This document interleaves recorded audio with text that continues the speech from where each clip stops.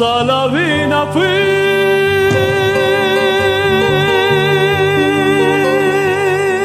en un sueño angelical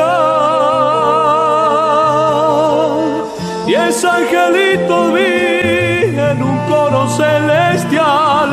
A Salavina fui en un sueño angelical.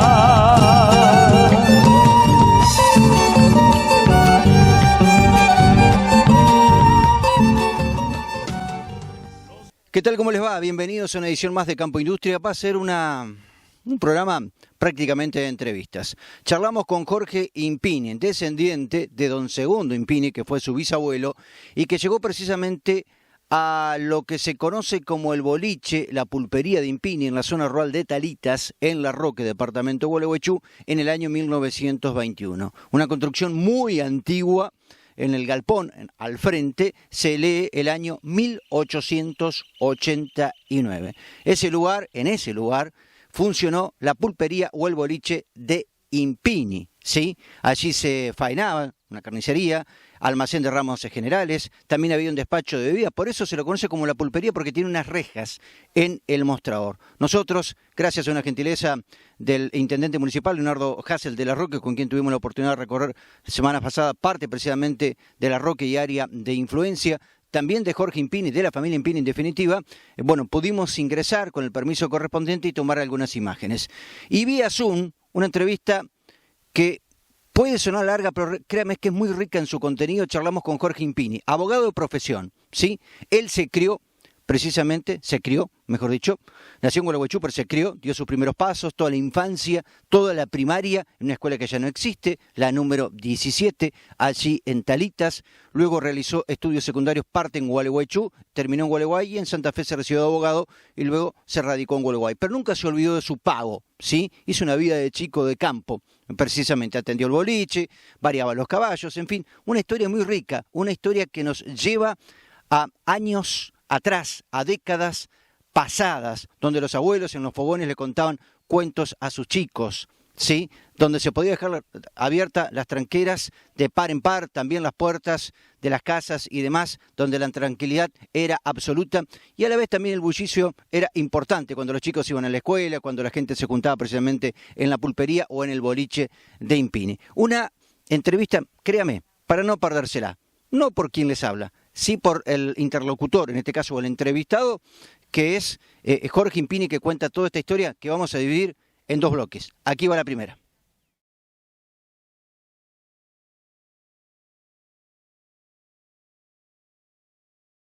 Bien, es un gusto dialogar con Jorge Impini. Doctor, ¿cómo le va? Tanto tiempo, ¿cómo anda usted? Hola Fabián, ¿cómo te va? Sí, la verdad que por lo menos este año no nos hemos visto, obviamente. Y bueno, siempre nos Bien, juntamos todavía. una vez al año para festejar los cumpleaños, pero esta vez no pudo ser, lamentablemente. Ya vendrán tiempos mejores, ¿sí? Vamos Jorge, rumbo a los, sí, vamos rumbo a los 60, Fabián. sí, bueno, vos tenés un año más que yo tengo 58 rumbo a los 59, parece mentira, clase 62. Eh, Jorge, días pasados con Leo Hassel recorrimos la zona. Leo Hassel es abogado, también intendente de La Roque, recorrimos un poquitito la zona de Talitas. Obviamente la parada infaltable fue el almacén de Impini, ¿no? De tus mayores. Sé que has escrito un blog, hiciste 10 capítulos, y uno que es amante, que se crió en el campo, en una colonia, las colonias se van despoblando, días pasados estuvimos en el Potrero, vimos escuelas que se han cerrado y que iban 100 alumnos. La pulpería también es una muestra, en una postal de lo que fueron otros tiempos, ¿no? ¿Cómo lo definirías vos? Sí, Fabián, la pulpería y ya que tocaste el tema, la escuela también. Sí, dale, dale, Porque a dale. 100 metros de la pulpería está la escuela y pasó por lo mismo que vos estás diciendo, de ser, no sé, no éramos 100, ponele que fuéramos 50, 60, a no tener ninguno y hoy estar directamente abandonada, ¿viste? Obviamente hace un par de años. Mirá, a mí me movilizó bastante el tema del campo porque yo nunca me desarraigué. Yo, por obvias razones, me tuve que ir del campo hasta la secundaria, terminando la escuela esta de Talita, la 17 en aquel momento, y bueno, fui hasta Gualeguaychú, después terminé en Santa Fe y me vine a Gualeguay, pero nunca me desarraigué. Para mí, mi lugar en el mundo, como se dice comúnmente, es Talita. Y todavía, gracias a Dios, hay un sector de Talita que no es la zona de la pulpería, quizás es más al norte, donde todavía encontrás gente de 80 años, 90 años, más jóvenes, pero encontrás mucha gente, a diferencia de la zona que rodeaba la pulpería, que ahí sí está bastante deshabitada. Había muchas Entonces, había muchas estancias al lado porque por ahí uno le encuentra la explicación, ¿no? Cuando se es propietario del campo, alguien puede llegar a seguir el paso de los mayores, pero cuando se trabaja en una estancia se termina la etapa de laburo y se va. ¿Puede pasar por ahí o qué explicación le encontrás? tenés dos explicaciones. A ver. Una es esa. Nosotros estábamos rodeados de la estancia de la familia Usurquiegui, que no vivía ninguno en el campo. Claro. Solamente el encargado, algún peón y su familia. Las de los Berizos, que son muchas estancias, Luján, Santa Elena, La Porteña, grandes extensiones, que pasa exactamente lo mismo. Y después, los cuentapropistas más pequeños, como fue la familia Impini, la familia Fiorotto, la familia Benedetti, que como me fui yo del campo buscando, digamos, estudiar, porque en aquella época nuestros padres, fuera del trabajo, también nos pedían que estudiáramos. Y bueno, eso se fue subdividiendo. Vos imaginate en aquel momento, por decir una cifra, 400 hectáreas, en una persona es rentable. Pero si de esas 400 vivían 3 familias, 4, se dividían, quedan 100 y pico para cada grupo, y a su vez se vuelven a dividir, no es solo que no es rentable, sino que terminaban vendiéndose. Entonces, ¿qué ocurre? Así de a poco se fue despoblando. Se fue despoblando y se fueron perdiendo las propiedades. Los otros días, que yo estuve, ¿viste la entrada del Corralito? O sea, que Exacto. lo nombraste. Sí. Esa casa amarilla que está en la esquina, muy linda casa. Esa era mi casa. Me lo comentó. Esa era mi casa donde vivíamos con el grupo de... Bueno, y eran socios con el hermano a la pulpería. O sea, que la vida social, activa y organizativa de la sociedad, de la familia, era la pulpería. Pero nosotros vivíamos en ese lugar. Hoy día esa casa está habitada por el señor que nos compró a nosotros, y tuve la oportunidad de estar con él, conocerlo hace un par de meses atrás, y él vive en el lugar. Y entonces empezamos a hablar de los vecinos, porque obviamente él entró en otra etapa, pero tiene vecinos, obvio.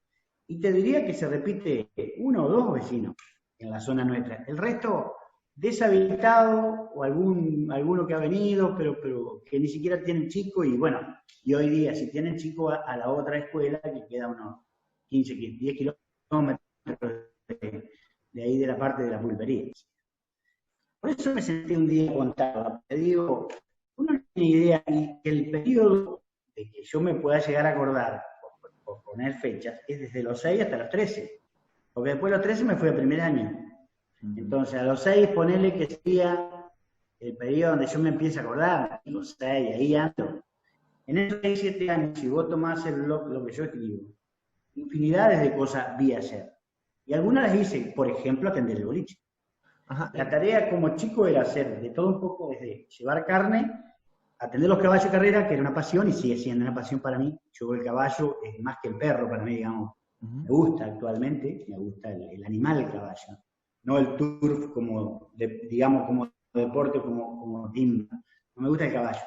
Bueno, y también solía atender el boliche, porque el boliche tenía la persona que lo atendía que era uno de la familia. Pero, claro, llegaba el verano y le decían, bueno, andate unos días a la casa de tu tía, cambiar un poco de aire.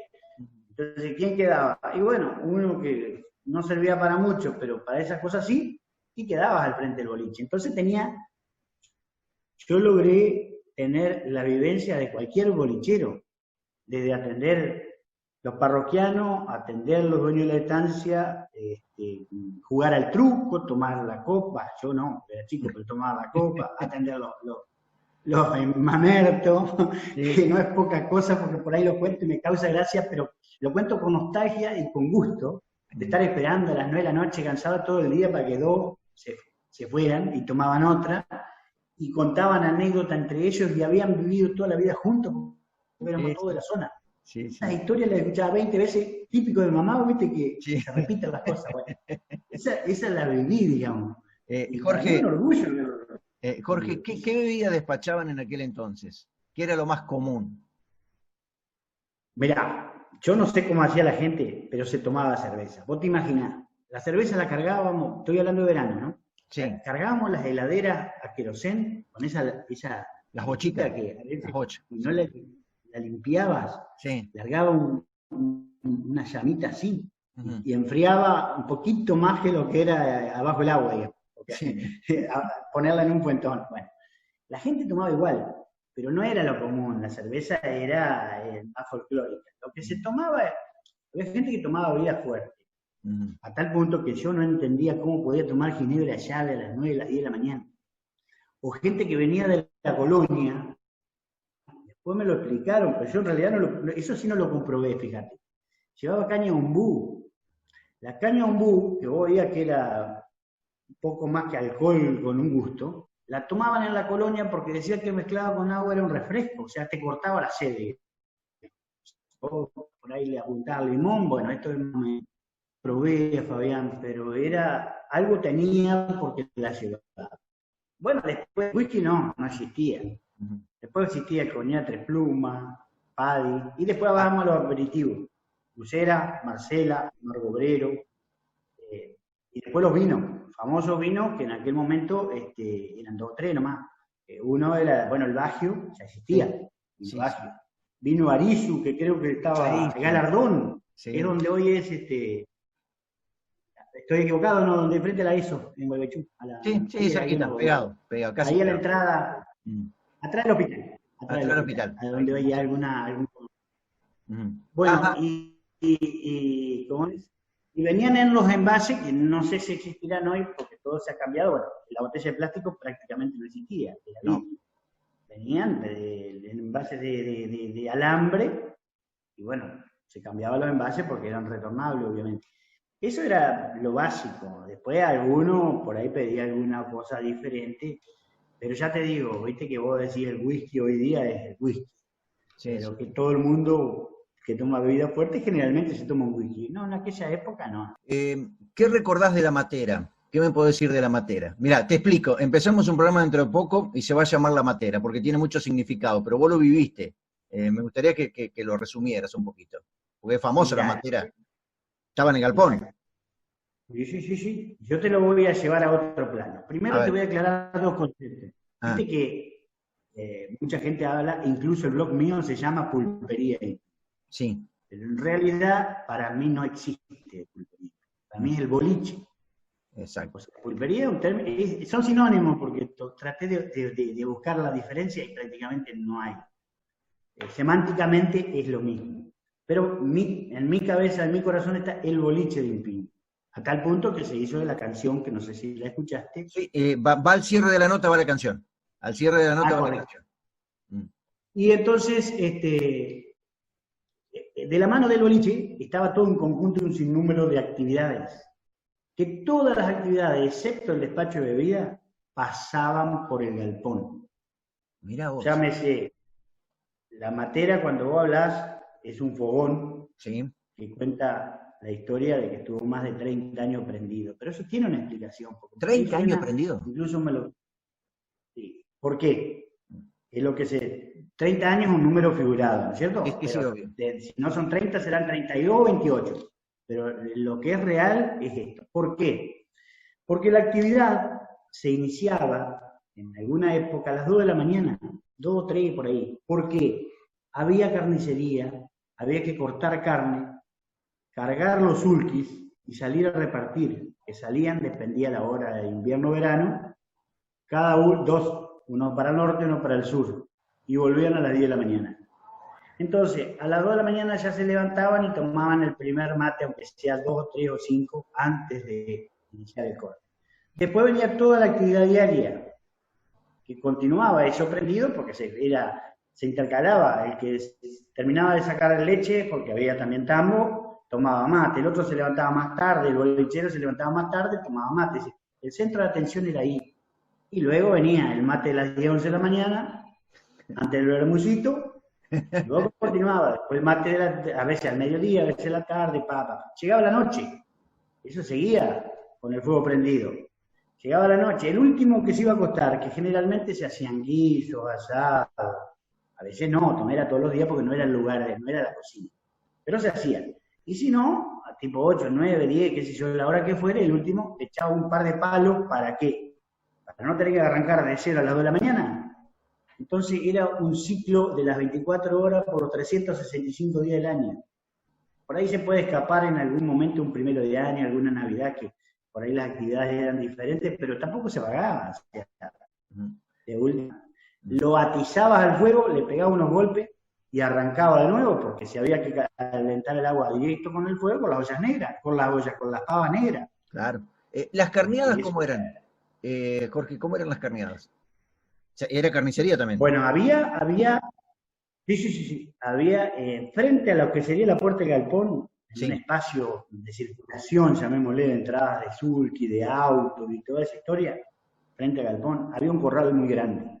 Ese corral, aparte de tener, y todavía está, si estuviste, pudiste haberlo visto, un palenque, que se lo regaló un vecino, que yo desde que nací ya estaba el palenque. El palenque en realidad es más folclórico que otra cosa, pero servía para atar los potros, como quien diría, para que supieran estar atados. Entonces, donde tiraban, el tipo sentía que estaba bien atado y se mandaba para atrás, qué sé yo, hasta que aprendía que no se hacía eso. Porque si le ponía un palito, se lo llevaba a la rastra. Entonces, bueno, estaba eso.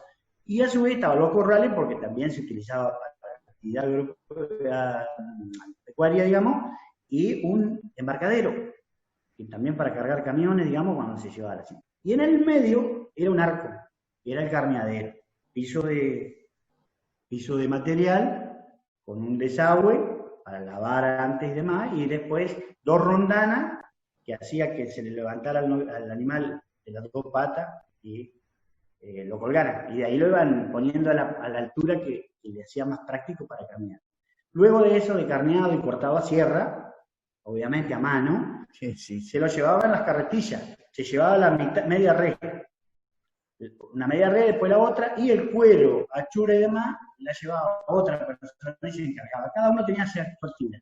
Esa media red se colgaba en lo que se llamaba la carnicería, que había una heladera, pero muy precaria, y bueno, se colgaba, había tejido de hambrera, que le llamaban para el tema mosca y demás, y todos los cortes, allá no existía la electricidad en ese momento, luego sí existió, pero nunca existió la sierra eléctrica. La sierra, que no es ni más ni menos que la sierrita que uno conoce, pero más grande, es la que se usaba a mano. Vos te imaginás, yo digo, eran unos artesanos, porque había que cortar costeleta con una sierra a mano. Vos imaginate lo que es la costeleta y cómo te la cortan en la carnicería. A 2 manos así, que pasa y la saca. Esto era lo que se podía. Pero mi viejo, que era carnicero, digamos, porque había diferentes roles, y el tío de él, que sería mi tío abuelo, ¿cómo es? Eran los carniceros oficiales, digamos, de raza. Ajá, eran los que decime estaba la venta, el reparto y la venta diaria. Decime el nombre de tu viejo y de tu tío, así vamos tomando nota. Bueno, vamos al revés. Mi bisabuelo, el cual no conocí, se llamaba Segundo Impini. Segundo. Exacto. En el año 21 vinieron desde el 6º distrito a este lugar que compraron. Año 1921. Ya eso existía, claro. Sí. Es más, hace poco me mandó un libro un señor Zuruaga que vive en Urdinarrain, que es músico también, y nos contó una historia que no la conocíamos, ni siquiera la conocían los otros Impini, que ese galpón, que mejor dicho, el boliche había estado a 100 metros, en una casa cercana ahí, que todavía existe, y que se había trasladado y que el galpón es del año 1889, porque lo dice en el...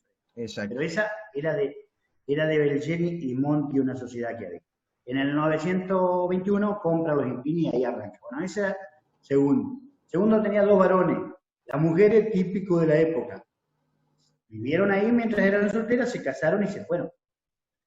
Quedaban los hijos varones. La línea patriarcal era marcadísima. Yo me río y digo, mirá, si existiera hoy sería un problemón. Porque es cierto, bajaba la línea de varones. Bueno, conclusión. Segundo tuvo 2 hijos, que eran Luis y Juan. Juan, mi abuelo, Luis, su hermano. Entonces hay 2 líneas de Impini. Una familia muy chica, pues fue mi papá, y de mi papá, que murió muy joven, a los 40 años, y 2 hermanos. Un hermano más chico, 4 hermanos nosotros, pero 2 mujeres y 2 varones. Y mi hermano más chico, bueno, falleció muy joven también. Quedé yo solo de este lado. Y del otro lado, hijo de Luis, hay un varón y dos mujeres. Una en el sur, una en la Roque, y el varón es el padre de quien está a cargo hoy de la pulpería tratando de resultar. Entonces, quienes vivimos en Talita, en todo ese periodo, unos un poco más, un poco menos, está que es hijo de Luis, que tiene 70 y pico de años y vive en Gualeguay, y yo, el más chico. Somos los dos que quedamos medio como con las vivencias. Los demás, es un poco lo que charlamos siempre, es decir, saben todo porque uno ha tenido, no sé si la virtud, yo considero que una virtud de haber hablado. Está bien. Porque si vos agarras a las chicas mías, te pueden asegurar que esta historia quizás las tenga cansadas, pero la han escuchado millones de veces. Totalmente. Pero bueno, uno ha querido hacerlas partícipe de esa historia. Me parece bueno, ¿no? Jorge, las carreras de caballo, las cuadreras, yo insisto siempre con algo y por ahí abuso del yoísmo, ¿no? Pero al haberme criado en el campo, todo lo que vos me estás contando, de una u otra manera lo viví en el boliche de Schwinn, en menor medida, las carreras de cuadreras de caballo que se hacían allí en las piedras, los bailes de campo y demás. ¿Cómo eran las cuadreras en aquel entonces?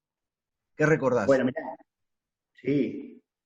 Primero y principal, uno vivía durante la semana, yo la escuela, obviamente. Sí. Pero yo terminaba la escuela, me venía y ahí empezaba mi actividad. Porque, ¿qué pasa? En invierno íbamos a la tarde, 4 de la tarde salíamos. En verano íbamos de mañana, teníamos la tarde libre. Era dedicarnos a los caballos. Yo era livianito, por ende, era el que los paseaba los caballos, los variaba. En esa época no existía una pista en Talita. Existía Irasusta, La Roque, Dos Hermanas, Puerto Ruiz, bueno, toda la zona. Hasta que un día los viejos se pusieron en la tesitura de decir, bueno, tenemos que hacer algo. Se asocia con la familia Gervasoni, que existen actualmente, Sí. de los cuales uno era corredor en aquella época, Benito, que lo nombra la canción, y deciden hacer una pista en el campo de los Impíos. Y ahí arrancaron las cuadrillas. Yo siempre cuento, y lo digo, la diferencia del que le gusta el turf hoy y nació con el hipódromo y con la gatera, la diferencia de aquel momento, que se corrían mano a mano, eran las típicas. De 3 ya era una mochila, algo así se llamaba, no sé, no me pregunté por qué, pero bueno, ya eran 3, ya era un carrerón. Algún día de 4 era una cosa extraordinaria. Bueno, lo normal, la cuadrilla de mano a mano. Y también lo normal era largar en movimiento. Se llamaba partiendo, donde los dos jockeys sin bandera se ponían de acuerdo, venían partiendo hasta que en un momento dado uno largaba y lo invitaba al otro, digamos, y ponía partida fallida para ir. Luego se llegó a los cajones, los banderas. Y eso ya era un oficio, y te diría que no era para cualquiera hacer bandera. Porque en la picardía del jockey estaba también la diferencia que se podía hacer con determinado bandera de acuerdo a cómo tomaba la cosa. No por trampa, digo picardía. Sí. Y después vinieron a largar con cajones y cinta. Y la diferencia que yo digo entre aquella época y esta es que ahora el disco es uno solo y se adapta a la distancia con las gateras porque las van corriendo. En aquella época era al revés. Los cajones eran fijos y lo que se corría era el disco. Para atrás, para adelante, 300, 400. Allá no llegó a haber gateras. Allá se corrieron aproximadamente, no sé, por decir una cifra, 6, 7 años. Entonces, se organizaban cuadreras y se respetaba a la gente porque era la misma gente. Entonces había Irasusta, no hacía Talita. Había Talita, no hacía ni Irasusta ni La Roque. Así iban rotando.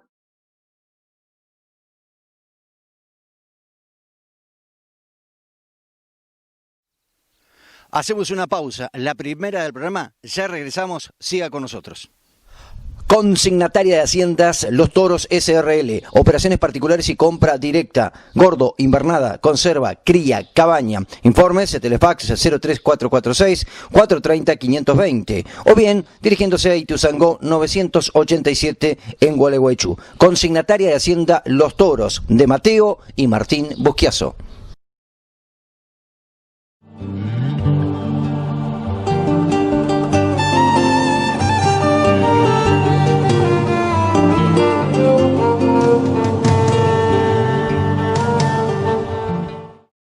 Consignataria del Sur SRL, Luis N. Palma 1013, teléfono 425-518 y líneas en rotativas. Martillero, Atilio Solís, email consignatariadelSur@ciudad.com.ar. Consignataria del Sur SRL, en Luis N. Palma 1013, Remates Administraciones. La mejor tecnología en insumos agrícolas y el mejor desarrollo en alimentos balanceados. Agrosinergy Granazo. Ahora juntos, brindando un mejor servicio para el hombre de campo. Los esperamos en Llanot Sueiro 2790, Acceso Sur, Gualeguaychú, Entre Ríos.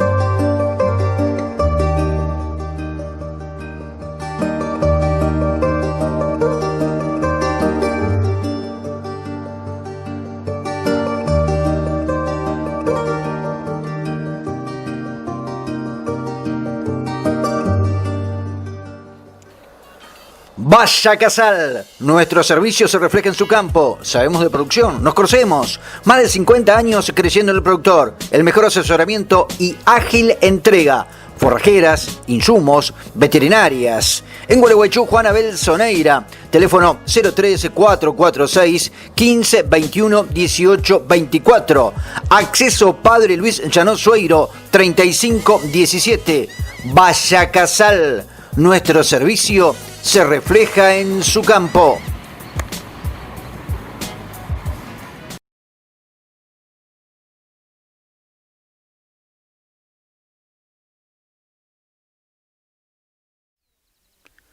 Segundo bloque, continuamos la entrevista con Jorge Impini, hablando de lo que fue la pulpería, el boliche de los Impini.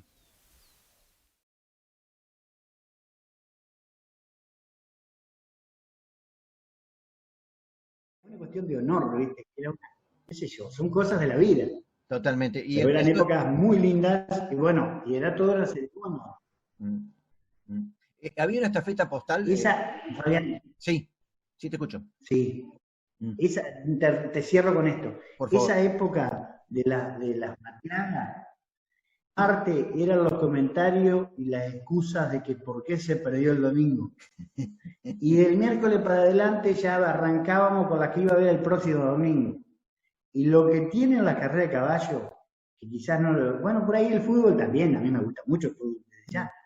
Viste que siempre... Pero el fútbol un poco más, si uno es consciente, es más objetivo para decir, no, perdimos bien. No, en las carreras siempre hay motivo por el cual se perdió, y por lo tanto, ese mismo motivo lo utilizás con la expectativa y la esperanza de la próxima. Decir, no, esta no se nos dio porque largó mal, porque miró para el costado, porque ayer comió menos. Siempre encontrás. Es espectacular este folclore. Totalmente. Bueno, respecto de lo que vos me preguntaste de la estafeta postal, sí. Bien, otra actividad. La estafeta postal, o sea, eso existía ya cuando yo recuerdo, ya estaba. Ahí llegaban las cartas para la gente de la zona. ¿Por qué? Porque se iba a la Roque o el mismo panadero pasaba por el correo, porque todo era mucha solidaridad entre la gente. Entonces decía, che, hay carta para el boliche. Bueno, lleve. Entonces aparecían cartas para este, para otro. Cuando uno veía que era personal la carta y era una persona que no iba, bueno, ¿quién iba? Los gurises. Andaba a llevarle la carta a fulanito.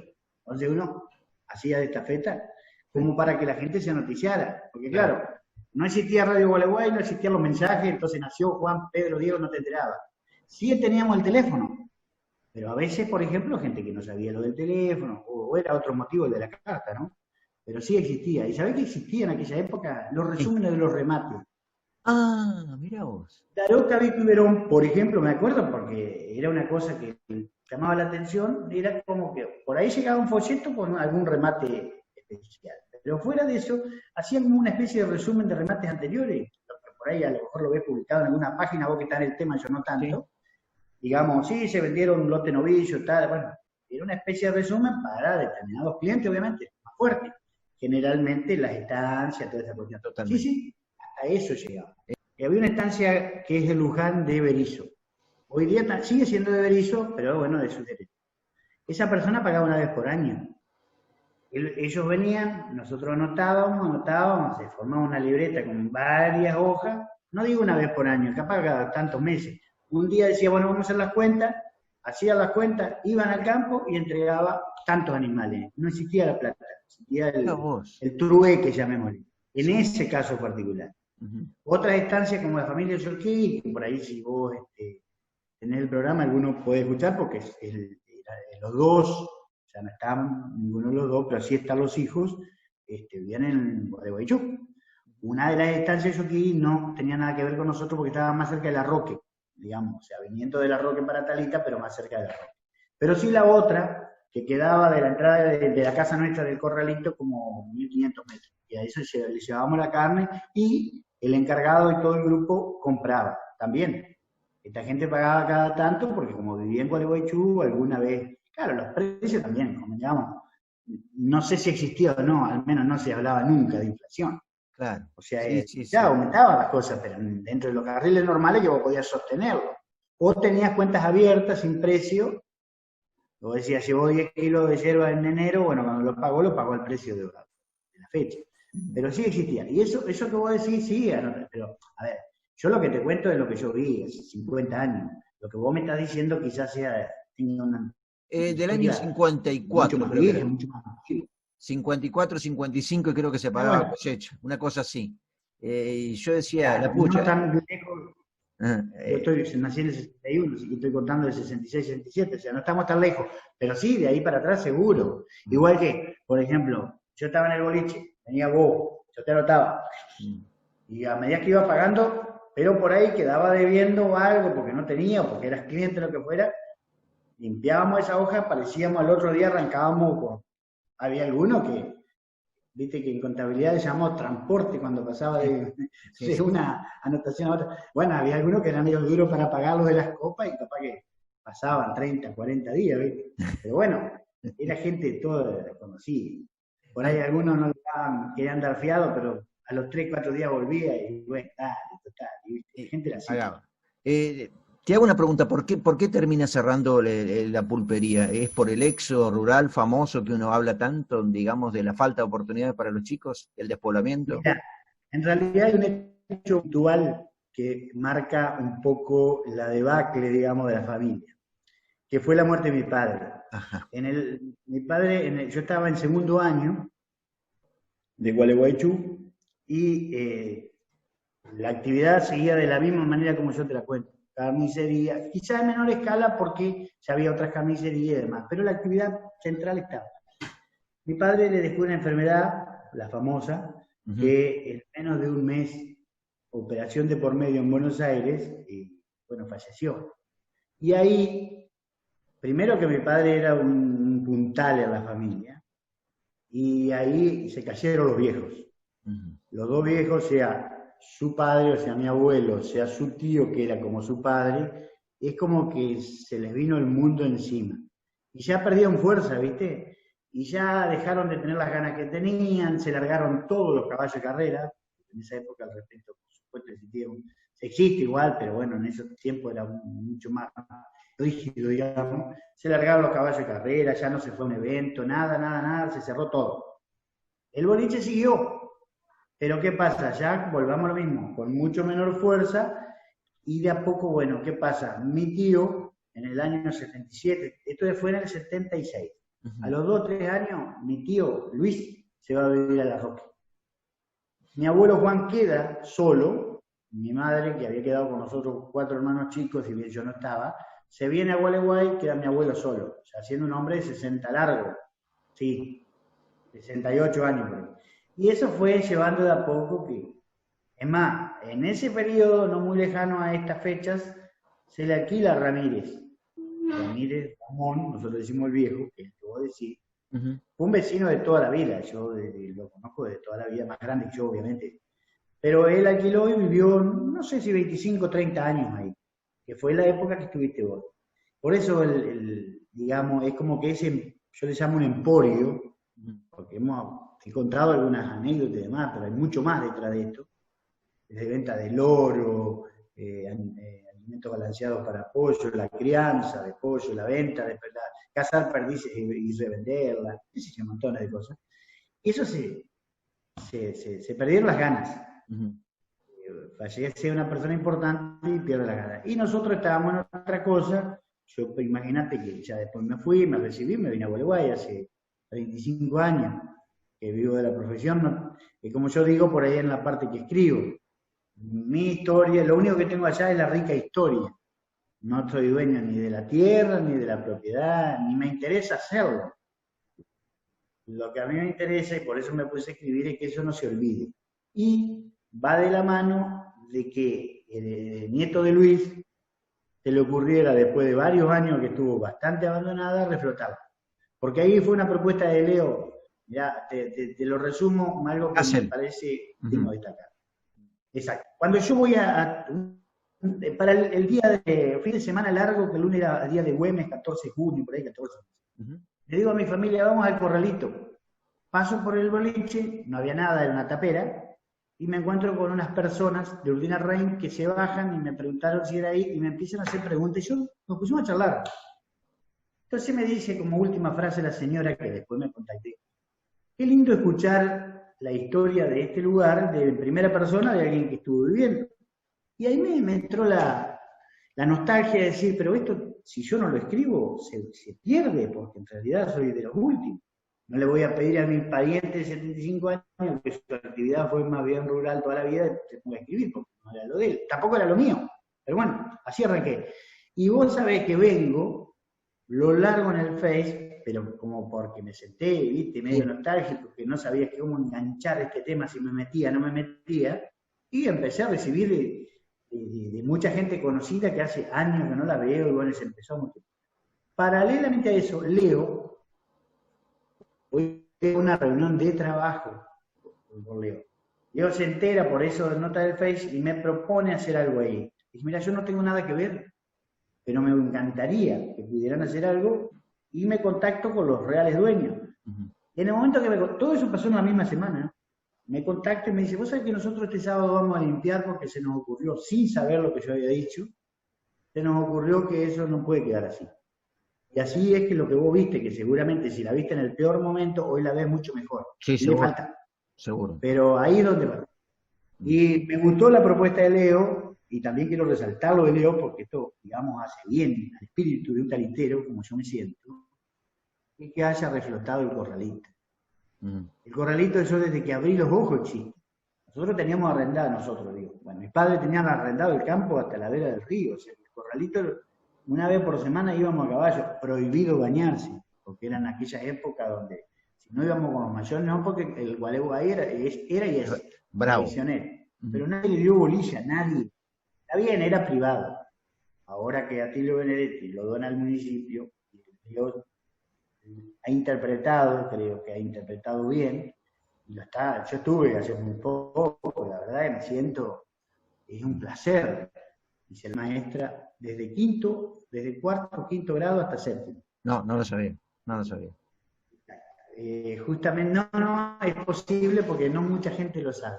Es más, yo a Leo lo conozco como colega, no como intendente, hace un par de años, y sabía que la señora se había recibido y sabía el apellido, pero como Rodrigo Fiorotto son 1,5 millones, y de todo lo libre, no sabía de cuál de toda la gringada era, ¿viste? Y entonces le pregunto a uno que trabajó con nosotros, que es Gervasón el apellido, y que es como un mayor de Viver La Roca, y me dice, pero ¿sabés quién es? Hija de fulana. Y era típico de las maestras que iban a hacer suplencia al campo, habitaban en el boliche. Era el lugar donde estaban de pensionista, porque quedaba ahí a 100 metros. Y ella fue una de las que vino hasta que se casó con su marido actual, que siguen en pareja obviamente, que son los suegros de Leo. Así que mirá cómo viene la vuelta de la historia. Todo tiene que ver con todo. Jorge, gracias, y te pediría que en el cierre presentases a la gente que interpreta este tema tan lindo que lo vi en YouTube, si te acordás por lo menos, calculo que sí, la gente de Gualeguay.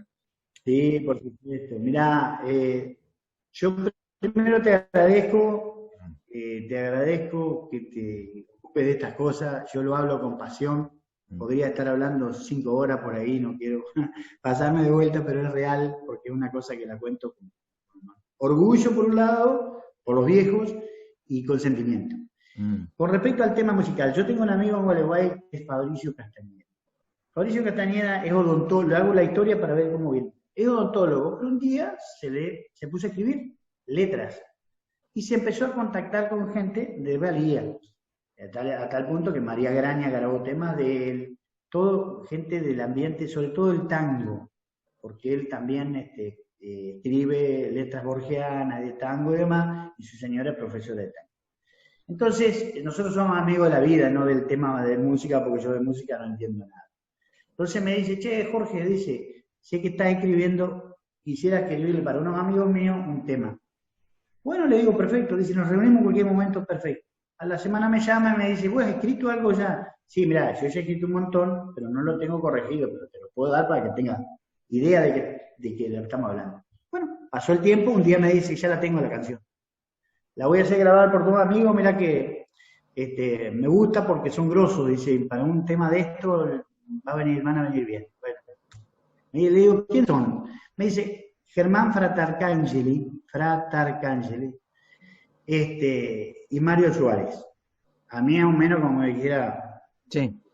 Juan y Juan. Bueno, ni idea. Pero como el Google no salva, me dice, mirá, son buenos, qué sé yo. Me voy y veo, Germán Fratarcangeli es acordeonista y tiene una trayectoria bárbara, desde haber sido considerado el mejor acordeonista del país y haber actuado con el Chaqueño, con Teresa Parodi, con los Quillahuasi, con Landricina, con un montón de gente acompañando, y a su vez es solista y ha recorrido el mundo.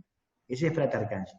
Y Mario Suárez es de Villaguay, cantante de chamamé, uno de los mejores voces del chamamé, que por ahí uno no lo conoce como Mario Suárez porque por ahí ha trabajado con muchos grupos musicales. Bueno, perfecto. Yo dije, bueno, estamos jugando con la selección argentina a ver qué sale. Yo el tema me enteré el día que Fabricio me dice, mirá, ya el está, mañana me lo pasa. Cuando me lo pasa, yo lo escucho por primera vez. Cuando escuché la letra de Fabricio, y bueno, la música ni que hablar, yo no entiendo nada, pero bueno, pero la letra que refleja en 2 estrofas, 3 estrofas, un poco de todo lo que uno siente, la verdad me emocionó un montón. Por 2 cosas. Primero, porque había logrado el objetivo que era que esto no se olvide. Y plasmarlo en una canción a la cual, aunque no tenga nada que ver, hace cuenta que la pude haber escrito yo. Porque él habla de los sentimientos, del fogón, de la carrera, de lo que en pocas palabras resumió.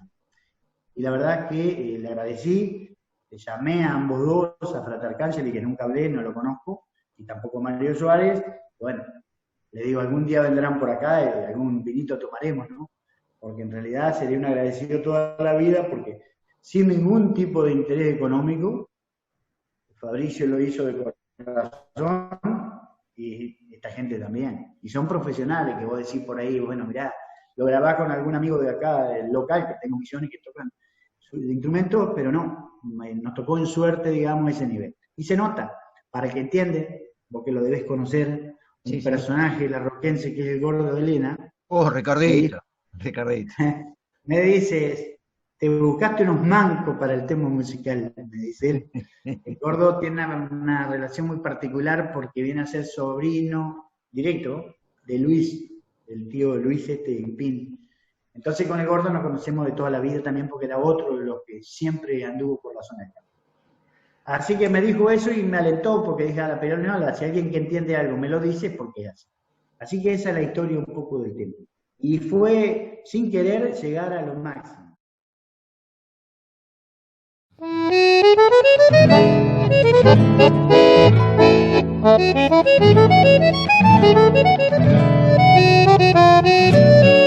En el galpón con sus risinas anda un linchera buscando amparo. También Lechuza y el negro Vica, junto a Virola y a don Genaro.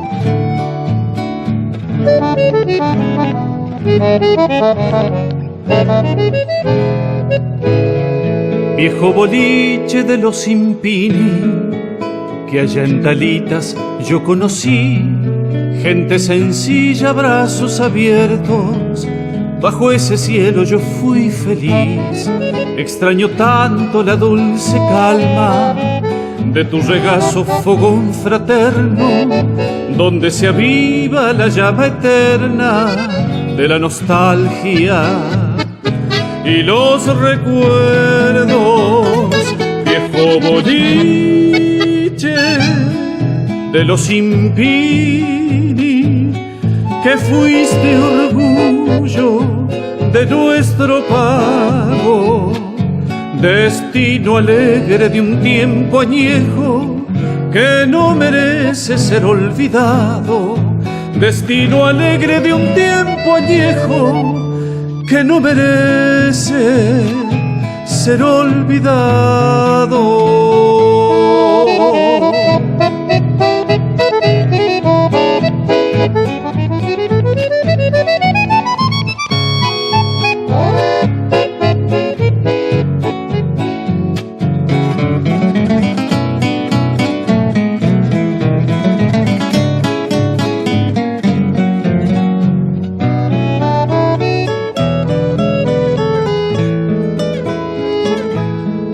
¿Cómo olvidarme de aquella tarde, cuando Benito con picardía, errando sueltas buscó la noche, porque su pingo no respondía? Largos domingos en las cuadreras, el vino amigo y las truqueadas, he vuelto seco aunque lloviera a mi ranchito de madrugada. Viejo boliche de los Impini, que fuiste orgullo de nuestro pago, destino alegre de un tiempo añejo que no merece ser olvidado, destino alegre de un tiempo viejo que no merece ser olvidado.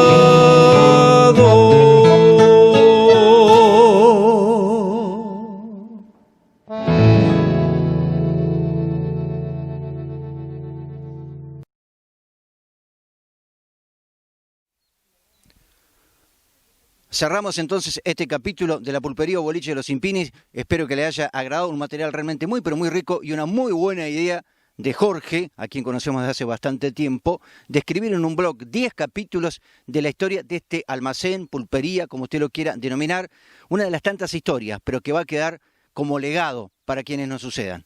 Pausa y volvemos.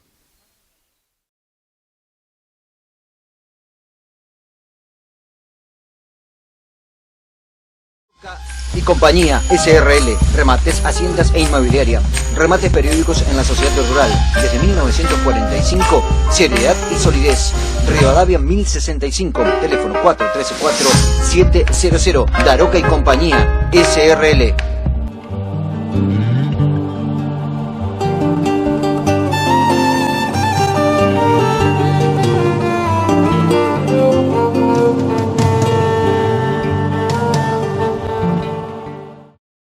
AMG, Agro Marcelo Gómez, maquinarias agrícolas y viales, Llanón Sueiro 3026, acceso sur de la ciudad de Gualeguaychú. Teléfonos 03446 1564 3239 1552 2393. Representante oficial de Crucianelis, Stari, Farcan, Lioto, G-Metal, Cira, Agromex, TSF, Gergolet, Agrícola, Famer, Mecano Ganadera, Gian Antoni y Gentili. Agro Marcelo Gómez, AMG.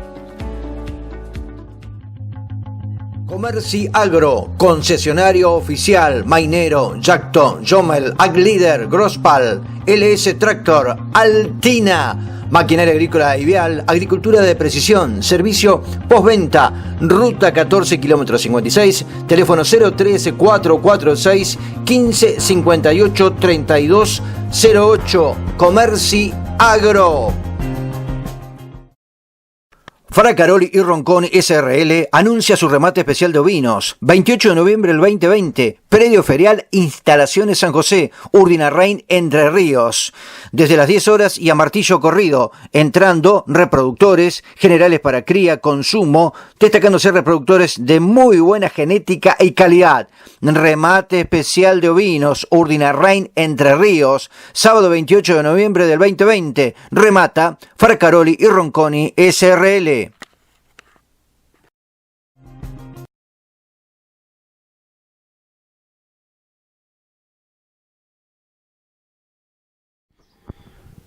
Último bloque de Campo Industria, hablamos con Enrique Rivolier, uno de los titulares de la firma consignataria del Sur, que el 3 de este mes cumplió 39 años de vida.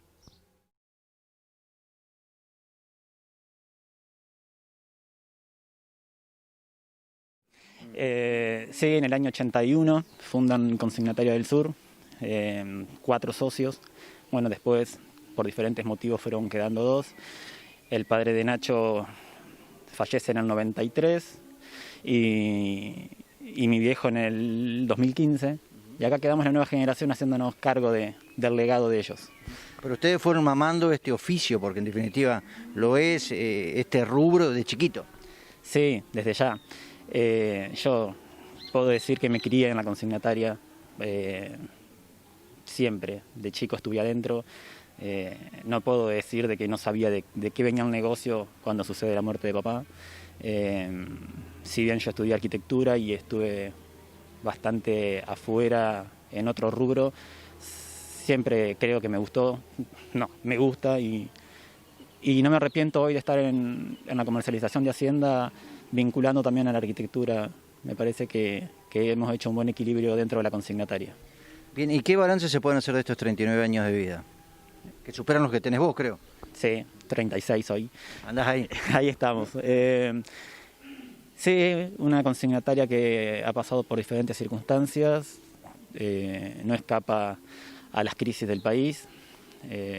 Una consignataria que la pasó muy mal en el año 2001-2002 en el Corralito.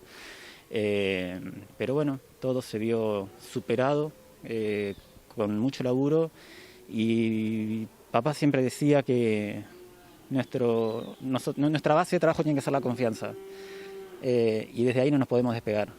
Y el cliente nos respalda y sigue confiando en nosotros y siempre trabajando en esa base de la confianza. Somos las consignatarias que damos remate en Sociedad Rural. No quiere decir que no haya más consignataria, pero así los que estamos dando lo que se llama hoy todavía remate feria, que son las físicas, somos 3. Sí.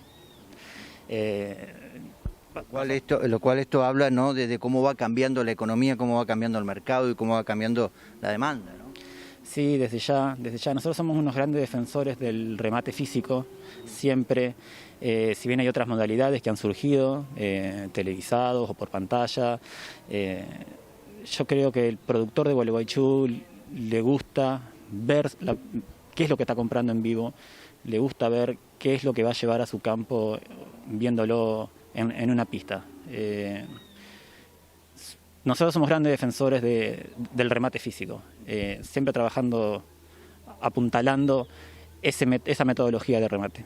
Sí, y por otra parte también el remate no es solamente venir acá, rematar, hacer los papeles, sino también ir al campo, revisar la hacienda, después cargarla, si llueve, mantenerla en los corrales, en darle alimento, en rollo y demás. No es una tarea muy sencilla. No, desde ya te diría que la jornada de remate por ahí uno ya llega más preparado y termina siendo, no te voy a decir lo más simple, pero cada vez se está volviendo un trabajo administrativo previo y post-remate mucho más complejo.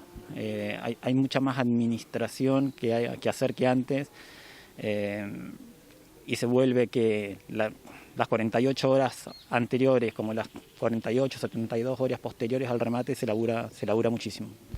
¿Y cómo haces en este contexto económico, ¿no? Vos dijiste la crisis del 2001 que fue brava, pero ahora estamos en un contexto para nada sencillo tampoco, en donde el peso no vale nada, absolutamente nada, ningún país vecino lo quiere, y la moneda de cambio por ahí para el productor es el ganado. Desde ya que sí hay una efervescencia, nosotros lo vemos por lo menos, para no quedarse en pesos, para volver a invertir volver a hacerse del capital. Enseguida se vuelve a rehacerse del ternero para volver al circuito de la producción. Sí, hay una efervescencia por volver a capitalizarse, esa es la verdad, esa es la verdad. Y bueno, eso es una buena señal para el productor porque la ganadería de alguna manera arraiga a la gente en el campo más allá del profundo éxodo rural. Sí, sí, desde ya que sí, es de las actividades que demanda más gente, por lo menos en las estancias, evitando los éxodos a las ciudades, desde ya que las poblaciones rurales cada vez son más chicas y bueno, es una realidad también. ¿Cómo ves la ganadería? ¿En el tema de exportación se está haciendo algo o se está trabajando más que nada para el mercado interno? No, la exportación la exportación se ha fortalecido un montón y el mercado interno esta semana volvió a repuntar. Estaba bastante caído, pero hemos recuperado un poco de precio para el mercado interno. ¿Esto tiene que ver por ahí con la proximidad de Año Nuevo y demás, más allá de que no estamos para festejar nada? Sí, también hay una reactivación.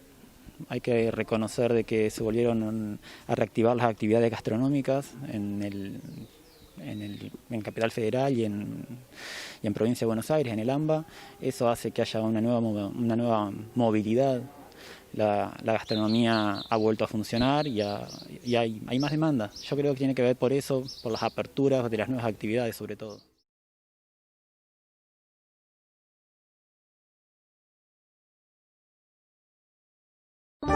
Bagio Fresh, son frescas, livianas y ricas, con jugos de fruta, calman la sed, disfrútalas en familia. Bagio Fresh.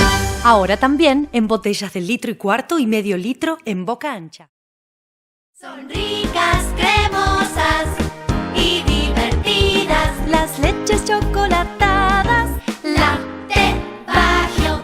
Alimentos balanceados Granazo. Hace la diferencia. Innovación en nutrición para la mejora de su productividad. www.granazo.com.ar. Cervecería Artesanal Bohemia, Colombo 935, teléfono 432-411, 422-885. La mejor cerveza artesanal de la ciudad. Pizzas, empanadas, picadas, cervezas, todo en un mismo lugar. Bohemia, Cervecería Artesanal, Colombo 935.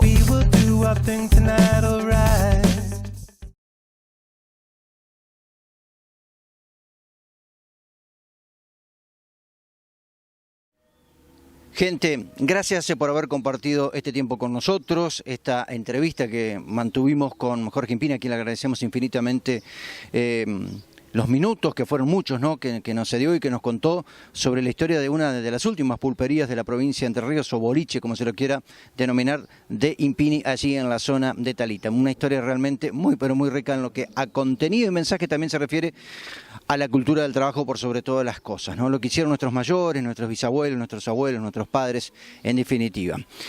Y para cerrar el programa, comentarles que, bueno, lamentablemente las lluvias al momento de cerrar la edición precisamente de este programa no han llegado de la manera en que uno lo quisiera, el productor en líneas generales, ¿no? Se necesitan 100 milímetros o más. Esto está afectando considerablemente lo que tiene que ver el maíz, lo que tiene que ver el trigo. Se están levantando los primeros lotes con rinde que van de 1.000 a 4.000 kilos en algunos casos, y otros que, bueno, todavía no se empezaron a trillar, pero los rindes se estima que no van a ser buenos. El desarrollo del maíz no es el mejor. En cuanto a la siembra de gruesa, no se cuenta con la humedad necesaria, así que el panorama es realmente bastante complicado. También es complicado conseguir todo lo que tiene que ver con los insumos, con los productos químicos que se necesitan para labores agrícolas. No se consiguen. Al respecto, emitió un comunicado la Federación Agraria Entre Ríos pidiendo a las autoridades provinciales y nacionales que se pongan los pantalones largos en este tema y que entiendan las necesidades del productor de contar con insumos a precios razonables también, porque ese es otro tema, ¿no? El productor compra a un precio y vende a otro, compra a $1 y vende a otro dólar, a lo que hay que sumar las retenciones, la enorme carga tributaria que tiene. Y esta sequía, ¿no? Esta sequía terrible que tiene pocos precedentes. Ojalá que para la próxima edición de Campo Industria hayamos tenido la presencia de lluvias, y lluvias en gran magnitud, ¿sí? 80, 100 milímetros o más. En algunos lugares llovieron, hace ya algunos días, una quincena más o menos, en La Roque, por ejemplo, en algunas zonas, 60, 70 milímetros, tiempo atrás en la zona de Campo Bajo, pero acá en Gualeguaychú, en la zona del Potrero y demás, ha sido muy poca, ínfima la lluvia, 10 milímetros, 15, nada más. Señores, gracias, que la pasen muy bien, hasta la semana que viene, va a ser un gusto volver a reencontrarnos. Hasta entonces.